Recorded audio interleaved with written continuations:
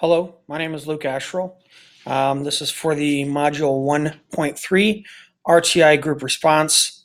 Um, Barring the fact that I don't have a group, we're to do this on our own.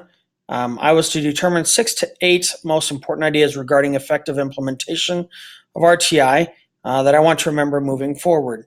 And for each, I was supposed to consider why it was important and how I would be able to tell if it was effectively implemented in a school. And then I was supposed to consider any challenges or advantages of implementing RtI.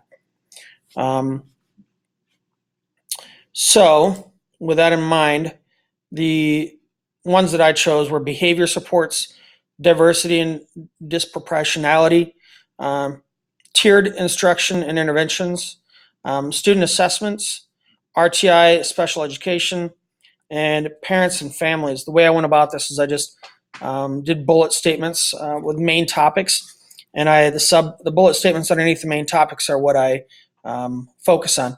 So with behavior supports, there's numerous ways that you can support this. You can reward behavior extrinsically, use behavior momentum. That's starting slow by getting the child to agree to a small portion and then working gradually upward to getting them to interact with other incentives. Use functional outcomes. You can use behavior education programs. RtI can be used consecutively with PBIS, YTRI. And the benefit of this is that all students can benefit from school-wide positive behavior support because it promotes a culture of competence and it's shared by expectations, experiences, and language. Next, diversity and disproportionality. RtI, when implemented with high fidelity, has the potential to positively impact the outcomes of ELLs with and without disabilities. This meaning that going back to the behavior supports, it promotes it's for all students. RtI can be used with the ELLs as well, even if they have or do not have a disability. RtI teams can be leveraged to increase collaboration and data-driven instruction planning and progress monitoring for all students, including ELLs with or without disabilities. The tiered instruction for RtI, the tiered system would provide a progression of intervention techniques as well as a system to judge its effectiveness. RtI can be used in all classes, not just reading. Tier 1 would affect all students.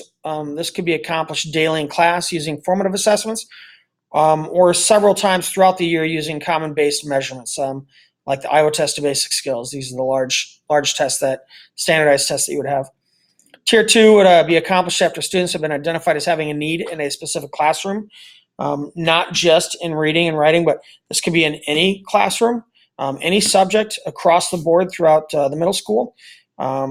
Teachers' formative assessments that they have done daily or throughout the week can identify students that are having problems gaining the idea of a concept or getting a concept. They can be pulled, and every other week they can be given specific instruction or reteaching that idea. Tier 3 would be used for small percentage of the kids that need additional one-to-one time.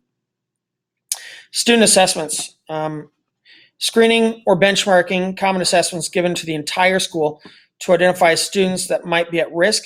Again, those common-based measurements, such as Ames Webs or the Iowa Test of Basic Skills. Standardized tests, norm reference tests that are given once a year to compare students to a national or state norm. MAP testing is an example of that. Diagnostic tests is commercially available, or teacher-made tests that provide information on a specific skill a student is proficient in and what the skills students lacks and what the skill the teacher might need to reteach. So these student assessments are a main focus of RtI because we need to understand what the students need. I have some others there you can read on the Word document that I'll attach to this. RtI and special education. RtI funding comes from special education. So it's based on the need that we as schools use it for. Special ed students gain the same benefit from RtI that traditional students do because as stated before, RTI is for the entire school, not just for a specific set of kids. Parents and families. RTI implemented correctly involves the parents by giving them updates on interventions used and the success of those interventions. RTI is an integral part of the 504 and IEP process. Guess part of the other thing that we're supposed to look at here is why it's important and how it would be able to effectively implement it in a school. Through the daily assessments and using the RTI, the tier supports, you can see if it's implemented correctly, how effective it's going to be, because you're going to see a large portion of the kids, 80% of them are changing their behaviors or their methods of instruction on their own. There's going to be a small percentage, 20, that's that second tier group, that are going to need more support. And then that final group, the 1 to 1.5% of kids at the very top of tier 3 are going to need specialized one-to-one instruction. So with these assessment-based data and assessment-based results, you can determine how effective it's going to be in your school. In addition, consider challenges and advantages of implementing. I think the biggest challenge that our school had when implementing this was getting the teachers trained and getting them to use it effectively. Other problems that you might have with it is buy-in from teachers. You're going to have some old hats that have been around for a long time that don't like to change. But for the most part, we didn't see that at all. If you have a culture in the school that wants to make a difference, which I believe a lot of schools have, especially here in Iowa and the Midwest, you're going to see buy-in from the teachers. They're going to want to try, and it really is creating a culture inside the school, and that's that culture, which I think is the biggest advantage that comes out of using RTI.